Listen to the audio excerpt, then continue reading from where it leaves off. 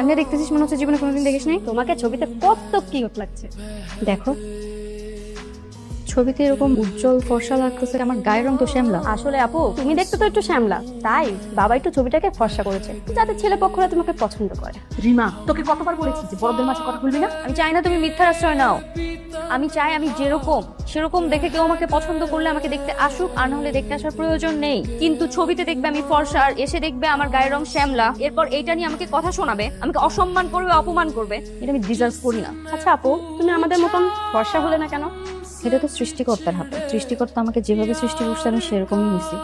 আমার হাতে যদি ক্ষমতা থাকতো আমি নিজেকে এত সুন্দর করে সৃষ্টি করতাম যে আমার ভাই বোন তো দূর, কেউই আমার চেহারা নিয়ে কথা বলার কোনো সাহস করতো না।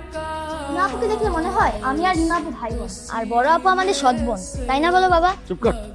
বাবা আমরা দেখতে সুন্দর হয়েছি, আপু যদি সুন্দর হতো তাহলে তো বিয়ে নিয়ে কোনো চিন্তাই করা লাগতো না।